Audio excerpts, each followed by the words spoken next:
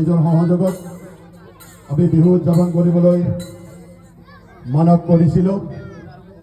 ৰাতিপুৱাৰ পৰা বিভিন্ন অনুষ্ঠান পৰিচালিত হৈ আমি সন্ধিয়াৰ বিশেষ আকৰ্ষণলৈ আগবাঢ়িছোঁ আৰু সন্ধিয়াৰ বিশেষ আকৰ্ষণীয় অনুষ্ঠান মুকলি বিহু প্ৰদৰ্শন।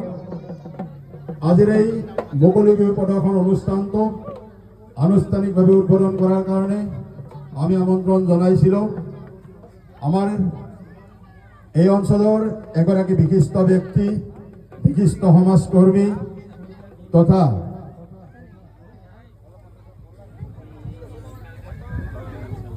বাউসী বাণীকান্ত মহাবিদ্যালয়ৰ অৱসৰপ্ৰাপ্ত প্ৰবক্তা ছয়বাৰী গাঁৱৰ এগৰাকী সুসন্তান সন্মানীয় শ্ৰীযুত নৃপেন্দ্ৰনাথ দাসদেৱক আৰু তেখেত আহি আমাৰ মাজত উপস্থিত হৈছে।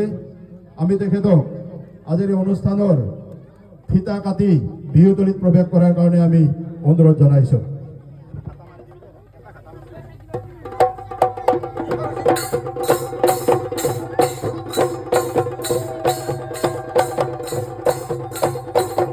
অলপ উৰুলি দিয়ক।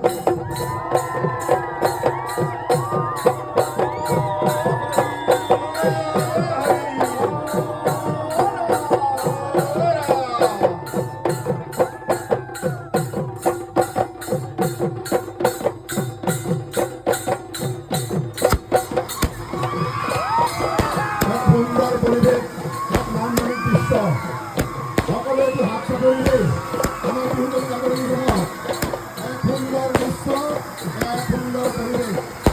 সরকারি বিগত বছরসমূহ ধরে এইভাবেও বর্ণাঢ্য কার্যসূচী আয়োজন করেছে রঙালী বিহু উৎসব।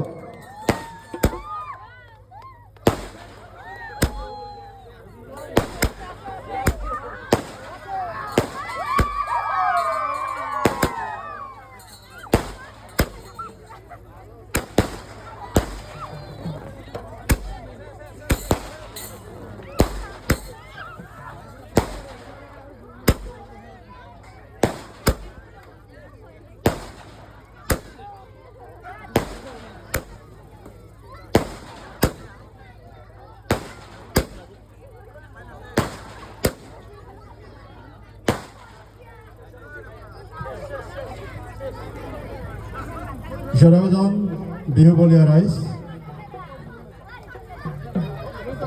এতিয়া আমি আজিৰ উদ্বোধক সন্মানীয় নৃপেন্দ্ৰনাথ দাসদেৱক ৰঙালী বিহু উদযাপন সমিতিৰ তৰফৰ পৰা সম্বৰ্ধনা জনাবলৈ আগবাঢ়িছোঁ আৰু তেখেতক এখন গামোচাৰে সম্বৰ্ধনা জনাবলৈ আমি আমাৰ সদস্যসকলক অনুৰোধ জনাইছোঁ। প্ৰথমতে তেখেতক এখন গামোচাৰে সম্বৰ্ধনা জনাবলৈ আমি আমাৰ কৃষ্মিতা দাসক অনুৰোধ জনাইছোঁ।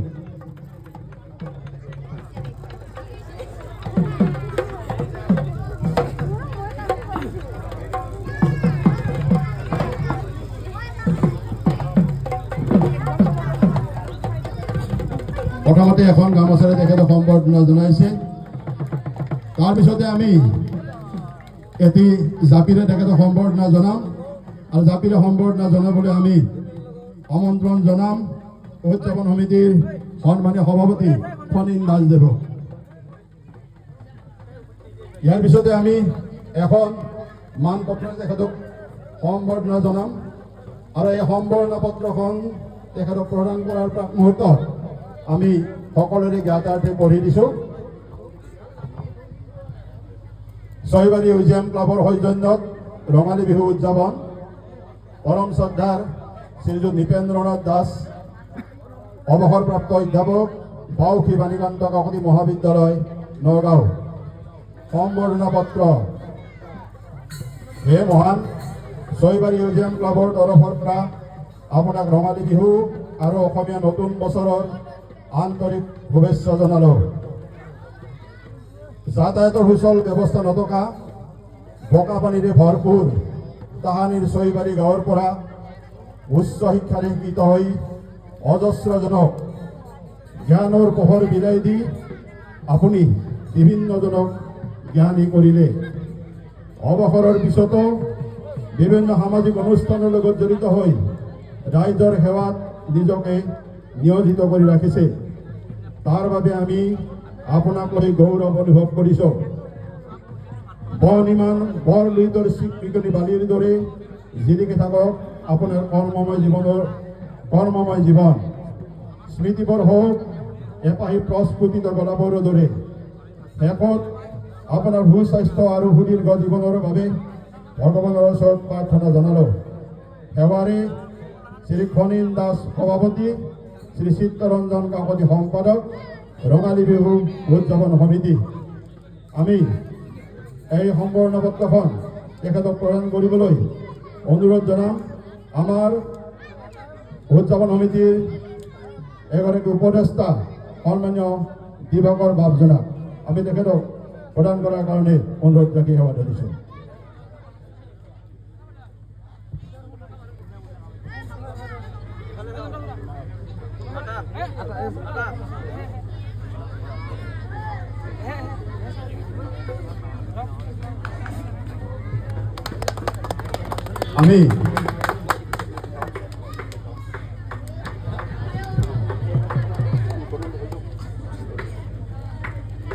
আমি সন্মানীয় নৃপেন দাসদেৱক আজিৰ এই মুকলি বিহু অনুষ্ঠানটো আনুষ্ঠানিকভাৱে উদ্বোধন কৰাৰ কাৰণে অনুৰোধ ৰাখিছোঁ।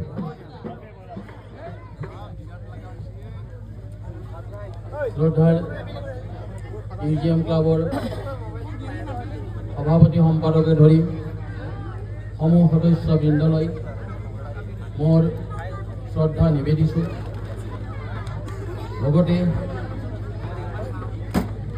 বয়োজ্যেষ্ঠসকললৈ মোৰ সেৱা জনাইছোঁ, আই মাতৃসকললৈ মোৰ সেৱা জনাইছোঁ।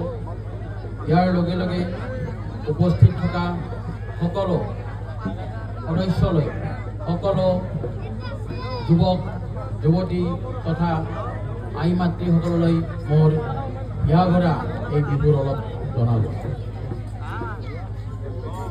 ৰঙালী বিহু, বহাগ বিহু, এই বিহুৱে সঁচাকৈ আমাৰ অসমীয়াৰ প্ৰতিগৰাকী ব্যক্তিৰে প্ৰাণত সঞ্চাৰ কৰে এক বিশেষ অৱস্থা। যদিও আমাৰ এইবেলি যিটো আমি বহাগ বিহু পাতিবলৈ লৈছোঁ, উৎসাহৰ মাজতে আমি সকলোৱে অনুভৱ কৰিছোঁ আমাৰ মাজৰ পৰা আঁতৰি যোৱা এই বিহুৰ সময়ত সদায় আমাক আলোকতীয় কৰি ৰখা মৰমৰ অসমীয়াৰ হিয়াৰ আমঠু জুবিন দা। জুবিন দা অবিহনে এইবেলি ৰঙালী বিহুৰ ৰং সঁচাকৈ ইমান উজ্জ্বল হয় তাক আমি ভাবিবলগীয়া। তথাপি এটা আমাৰ প্ৰচলিত আমাৰ এটা বাপতি সাহোন ইয়াক আমি বান্ধিবই লাগিব। আজি ৰাতিপুৱা পাঠশালা ৰঙালী বিহু উদযাপন সমিতিয়ে অতি সাধাৰণভাৱে এইবেলি বিহু উদযাপন কৰিবলৈ আৰম্ভ কৰিছে। কিয়নো আন বেলেগ বিহু কমিটিবিলাকৰ ক্ষেত্ৰত বেলেগ, কিন্তু পাঠশালা ৰঙালী বিহুত জুবিনৰ অনুষ্ঠান সদায় থাকে। গতিকে আজি তাত আমি উপস্থিত থাকি সেই মহান আমাৰ হিয়াৰ আমঠু, আমাৰ অতি প্ৰাণৰ তেওঁলৈ আমি শ্ৰদ্ধা নিবেদিছোঁ। এই বহাগ বিহুৰ বিভিন্ন ধৰণে আমি তাৰ ব্যাখ্যা দিব পাৰোঁ, সঁচা কথা। কিন্তু আমাৰ বিহুৰ ভৌতিক তাৎপৰ্য কি? আমি যে বিহু উদযাপন কৰোঁ, আমি বিভিন্ন ধৰণৰ খেল ধেমালি নাইবা বিভিন্ন আমাৰ বিহু নাচৰ দ্বাৰা আমি উদযাপন কৰোঁ, তাৰ ভৌতিক তাৎপৰ্য কি? প্ৰকৃতাৰ্থত এই বিহুৱে আমাৰ সমাজত জাতি ধৰ্ম নিৰ্বিশেষে এক মিলিৰ বান্ধনৰ সৃষ্টি কৰে। আমি বিহু উদযাপন কৰিলেই নহ'ব, এই বিহুৰ জৰিয়তে আমাৰ সমাজখনৰ যিটো গাঁথনি, আমাৰ সমাজখনৰ যিটো সন্মিলন সমন্বয়, এইটো আমি বৰ্তাই ৰাখিব পাৰিব লাগিব। গতিকে যিয়েই নহওক আমাৰ এই গাঁৱলীয়া ঠাইত একেবাৰে নৈৰ পাৰত সঁচাকৈ বিহুৰ এই মুকলি বিহু পতাৰ এক উপযুক্ত ঠাই বুলি আমি ভাবিব পাৰোঁ। আৰু ইয়াত যেনেকৈ আমাৰ এই উদীয়মান যুৱকসকলে মিউজিয়াম ক্লাবৰ যুৱকসকলে প্ৰতি বছৰে এই বিহুটি পাতি আহিছে, গতিকে তেওঁলোকলৈ অশেষ ধন্যবাদ। আচলতে এনেকুৱা এটা অনুষ্ঠানক আৰম্ভণি কৰিব পৰা মোৰ যোগ্যতা নাই, কাৰণ মই সংস্কৃতি ভাল পোৱা সঁচা, কিন্তু সেই ক্ষেত্ৰত মোৰ দক্ষতা এনেই শূন্য। তথাপি এই অভাজনক আমাৰ এই মিউজিয়াম ক্লাবৰ সদস্যসকলে লগতে আমাৰ গাঁৱৰ এই মহান ব্যক্তিসকলে যিখিনি মোক সুবিধা দিছে তেওঁলোকলৈ মই মোৰ অন্তৰৰ পৰা শ্ৰদ্ধা নিবেদিছোঁ। ইয়াৰ লগে লগে মই আৰু বিশেষ ক'বলৈ নাযাওঁ, আমাৰ সকলোৱে আমি এই মুকলি বিহু উপভোগ কৰিবলৈ ৰৈ আছোঁ। গতিকে এইখিনিৰ লগতে মই সকলো ৰাইজলৈ পুনৰ মই সেৱা জনাই আজিৰ এই মুকলি বিহুৰ অনুষ্ঠানটি শুভাৰম্ভ কৰা বুলি মই ঘোষণা কৰি মোৰ ক'বলগীয়াখিনি ইয়াতে সামৰণি মাৰিছোঁ। ধন্যবাদ। জয় আই অসম।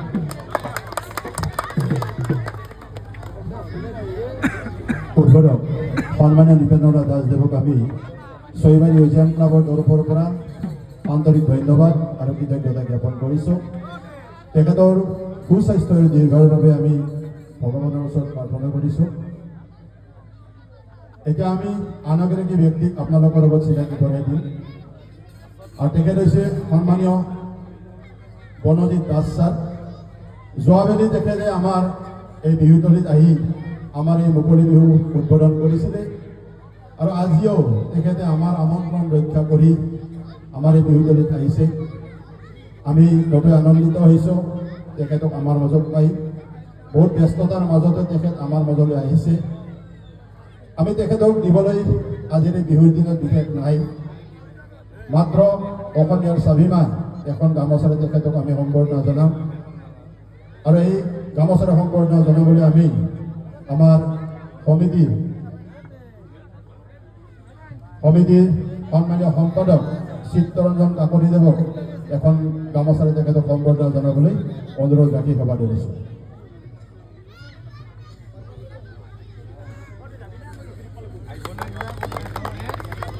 আৰু এই চকুতে আমি তেখেতক চমুকৈ দুআষাৰ ক'বলৈ অনুৰোধ জনাইছোঁ।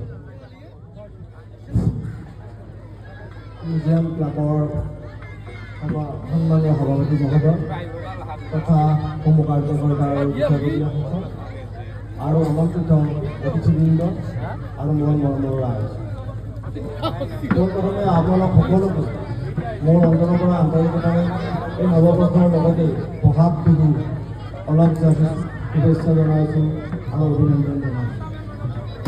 আমি জানো যে আজি যান্ত্ৰিকতাৰ যুগত আমাৰ নৱ প্ৰজন্মই বিশেষকৈ আমাৰ বিহুৰ প্ৰকৃত ৰূপটো এনেকৈ পাহৰি যাব নালাগে। তাৰ বাবে আজি এনেকুৱা অনুষ্ঠান, এই মুকলি বিহু অনুষ্ঠানৰ যথেষ্ট প্ৰয়োজন বুলি মই ভাবোঁ। আৰু এনেকুৱা অনুষ্ঠানৰ জৰিয়তে আমাৰ নৱপ্ৰজন্মই বিহুৰ প্ৰকৃত ৰূপটো ভৱিষ্যতলৈকে ধৰি ৰাখিব বুলি মই আশাবাদী। শ্ৰদ্ধা ৰাইজ, বিহু আমি জানো যে বিহু আমি কিয় উদযাপন কৰোঁ। বিহু খেতিৰ উৎসৱ হয়, বিহু এগ্ৰিকালচাৰৰ লগত ৰিলেটেড হয়। গতিকে আমি এই বিহুত আমি আমাৰ অসমীয়া জাতিটোৱে পণ ল'ব লাগিব যে আমি কেনেকৈ জাতি, ধৰ্ম, বৰ্ণ, ভাষা নিৰ্বিশেষে আমি সকলোৱে মিলিত হৈ আমি সমন্বয়ৰ এনাৰজালিডাল বান্ধিব লাগিব, আৰু আমি সকলোৱে একগোট হৈ আমাৰ অসমীয়া জাতিটোক জীয়াই ৰাখিব লাগিব। বেছি নকওঁ, যিহেতু মোক চমুকৈ ক'বলৈ দিছোঁ। মই আপোনালোকক এই বহাগ বিহুৰ, এই মুকলি বিহুৰ থলীৰ পৰাই ভগৱানৰ ওচৰত প্ৰাৰ্থনা জনাওঁ যে আপোনালোক সকলোৰে সমৃদ্ধি এই বছৰটো ভৰি পৰক, কঢ়িয়াই আনক ঈশ্বৰে। আৰু এই বিহুথলীত মোক পুনৰবাৰ আমাৰ অসমীয়া জাতিৰ এখনি স্বাভিমান ফুলাম গামোচাৰে মোক সম্বৰ্ধনা জনোৱাৰ বাবে মই এই কমিটিৰ সমূহ বিষয়ববীয়াৰ ওচৰত ধন্য হৈ ৰওঁ, আৰু সমূহ বিষয়ববীয়াক মই পুনৰবাৰ ধন্যবাদ জনাই মোৰ এই দুআষাৰ ইয়াতে সামৰণি মাৰিছোঁ। ধন্যবাদ।